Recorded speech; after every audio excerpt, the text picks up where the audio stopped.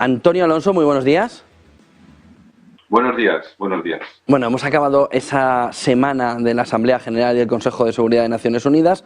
Tenemos encima de la mesa el paso atrás de Polonia después de decir en esos dos, quizá un ejemplo bastante desafortunado alrededor de cómo era Ucrania en estos momentos. Un hombre que se estaba ahogando, luego ha dicho, bueno, me habéis malinterpretado.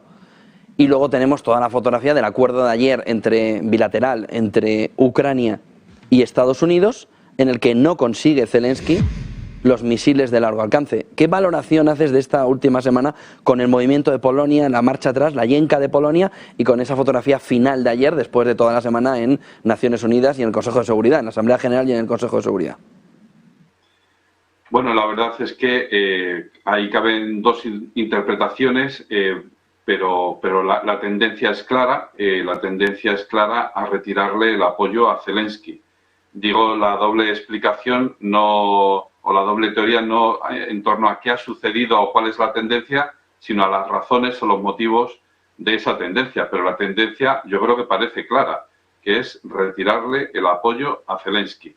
La motivación puede ser sincera, de estar realmente convencidos, tanto Polonia como Ucrania, de que Polonia como Estados Unidos, de que lo de Ucrania ya no va a ningún lado, o bien puede estar motivado por las propias elecciones, los propios procesos electorales que hay en ambos países, porque no hay que olvidar que este año próximo son elecciones presidenciales en Estados Unidos, es año electoral, y a partir de ya van a empezar a haber primarias, entonces toda la cadena va a seguir para adelante, ¿no? Entonces, la tendencia parece clara, que es retirarle el apoyo a Zelensky. Además, en esa fotografía que dibujabas muy bien, yo añadiría un detalle más, y es que el The New York Times, que a lo mejor ya lo habéis comentado en otros programas o lo que sea, pero yo creo que es necesario resaltarlo otra vez.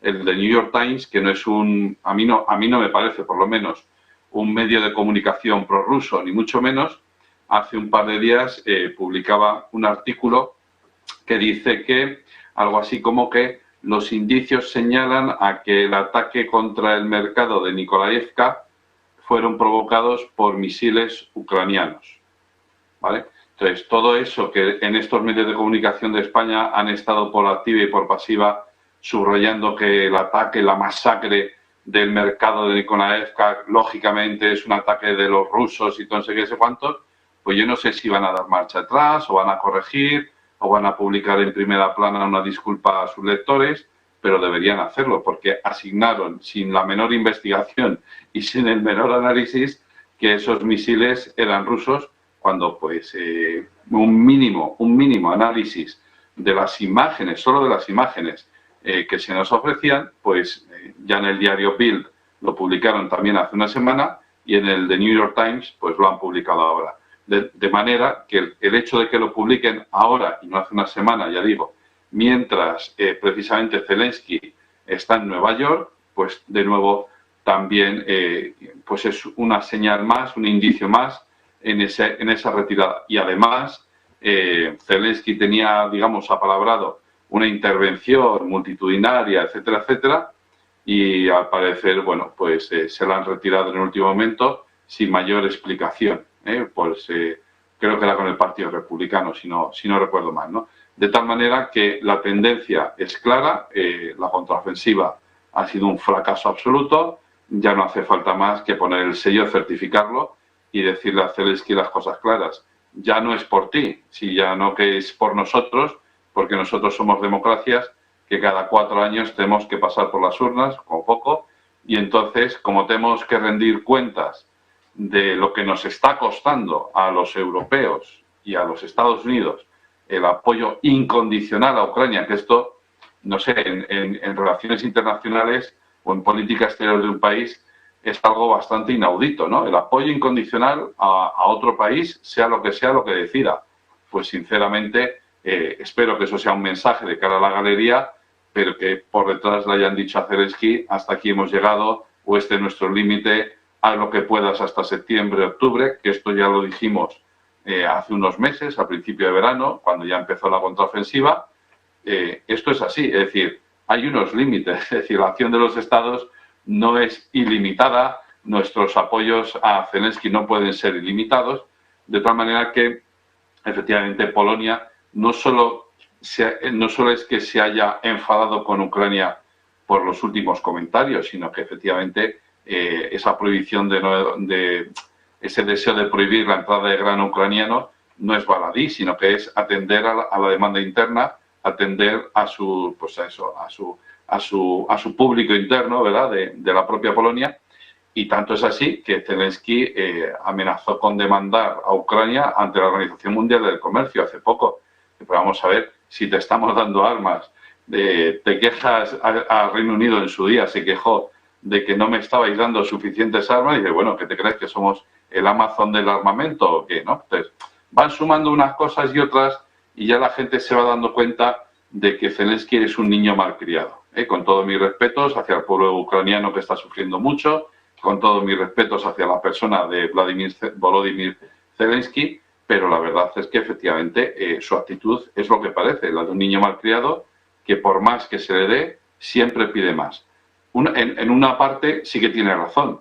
Si se le hubiera dado todo lo que pidió en su momento, todo de golpe, es decir, armamento armamento no letal, munición letal, tanques, aviones, misiles de largo alcance, drones y todo eso, se le hubiera dado de golpe y porrazo en mayo de 2022, quizás la guerra sería ahora de una manera muy distinta.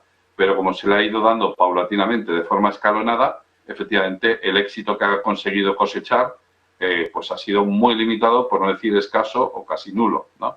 Es decir, Rusia se ha mantenido allí donde ha decidido que se debe mantener o donde ha decidido que se quiere mantener, es decir, en Zaporilla, Crimea, en esas regiones, esas 4 regiones del Donetsk y de Lugansk, etcétera, ¿no?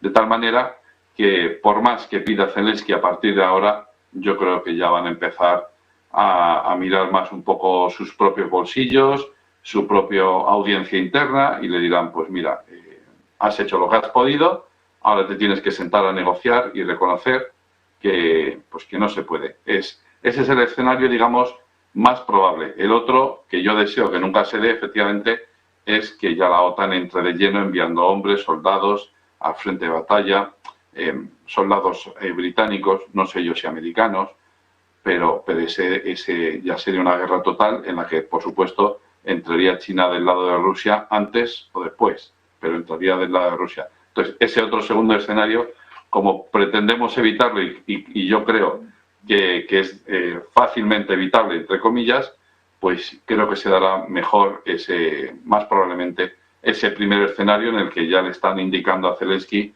la puerta de salida, ¿no? ¿Qué salida se le ofrece a Zelensky? Pues ese es otro misterio. Y luego, quién sustituirá a Zelensky es el segundo. Pero bueno, eso ya es para próximas semanas. Una cuestión más, Antonio. ¿Y la situación con Polonia? Porque deja ahora mismo a Europa y ese movimiento de yenka que ha hecho Polonia de sí, no, en una situación complicada, ¿no? Bueno, hay que tener en cuenta que Polonia es uno de los países, junto con los bálticos, que más interés tienen en entrar de lleno en la guerra, para pararle los pies a Rusia. Ellos son conscientes de que, o eso es lo que tienen en mente, de que hay que pararle los pies a Rusia en Ucrania. Y han insistido en ese mensaje y pues yo creo que estarían muy felices, entre comillas, de enviar soldados, porque de hecho ya es una de las informaciones que se suelen pasar por alto, pero ya hay por lo menos 5.000 soldados muertos polacos en territorio ucraniano, enterrados allí. Soldados polacos enterrados en Ucrania. No de bajas, no, enterrados. O sea que ya se está mandando hombres. Pero se está viendo que es inútil. Es decir, que es una sangría que no lleva a ningún lado. O bien entran todos de golpe en el conflicto, o esto no tiene ningún sentido, ¿no? Entonces, como parece evidente que Rusia, por más que se le incite a ello, no va a extender sus ataques más allá al oeste de Ucrania, pues yo creo que dan por descontado Polonia de que ya se está llegando al final. Y por supuesto, efectivamente, no es solo atender a la audiencia interna de Polonia, sino porque por esos procesos democráticos de los que antes hablábamos, ¿no?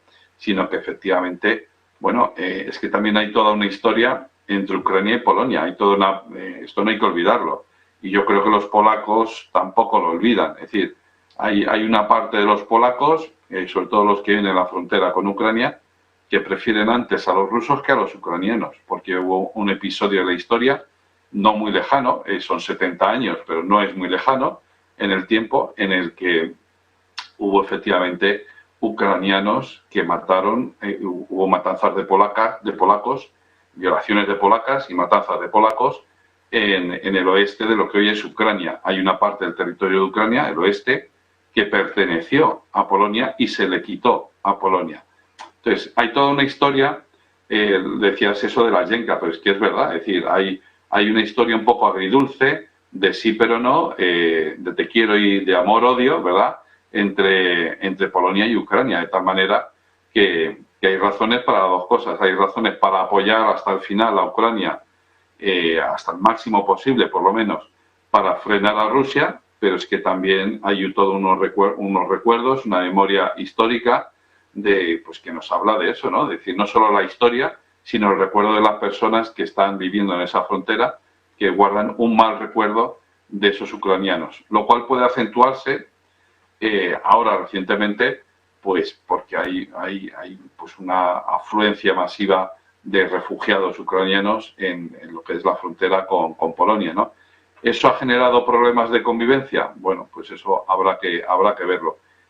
Habrá que estimar si ha provocado muchos problemas o no, pero la cuestión es esa, ¿no? Que hay muchos refugiados que como primera vía de escape cogieron Varsovia, directamente se fueron a Varsovia, de ahí a otros sitios, pero hay otros que se quedaron precisamente en la frontera entre Polonia y Ucrania.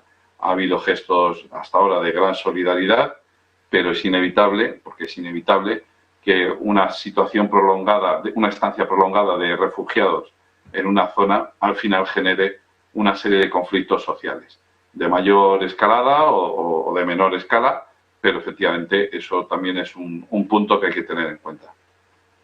Muchísimas gracias, Antonio Alonso. Buena jornada, buenas clases. Buen negocio, gracias. Buen negocio. 9:13 de la mañana abre la renta variable